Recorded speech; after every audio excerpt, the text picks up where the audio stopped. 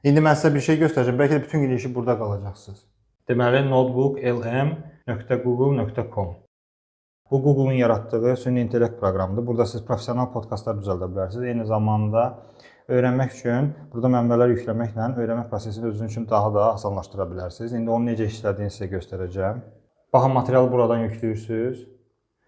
Burada mənbə olaraq istədiyiniz material yükləmək olur. PDF fayllar, audiolar, eyni zamanda YouTube linki, sayt linkini yükləyə bilərsiniz. Mən nümunə üçün istəyirəm yol hərəkəti haqqında qanunu yükləyim. İndi baxın, yüklənir. Deməli, materialımız artıq yükləndi. Üzərinə sıxmaqla bunun deməli, hər bir material üzrə, mənbə üzrə 5 moduldan ibarət məlumat bazası yaradır. Siz bu məlumatların arasına basmaqla ayrıca qısa xülasəsini əldə edə bilərsiniz materialı. Ən maraqlı hissəsi isə bu hissədir. Audio icmal hissəsi. Bax, buranı tıklayırsınız.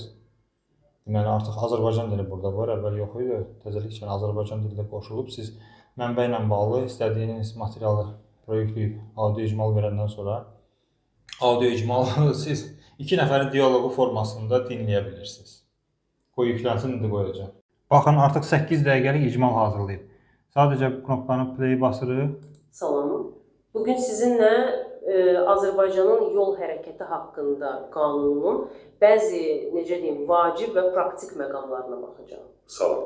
Məqsədimiz yollarda hərəkətin əsas qaydalarını, bəzi terminləri, tələbləri sizin üçün daha aydın. Başlayaq da.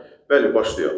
Əslində, yollarda təhlükəsizliyi, rahat hərəkəti təmin etmək, insanların həyatını, sağlamlığını qorumaq və əlbəttə ki, yol nəqliyyat hadisələrinin Təsəvvür edirsiniz, 2 nəfərin dialoqu. Bunu eşidirik, amma yəni, məsələn, orada piyadaların, sonra velosipedlərin hərəkəti olması qadağandır. Bəzən minimum sürət tələbdə qoyulur. Aydındır. Həmçinin səki kimi ilk başda sadə görünən. Maraqlısı odur ki, istədiyiniz sənədi bura yükləyin, onun audio icmalını ala bilərsiniz. Başqa bunun funksiyaları da var.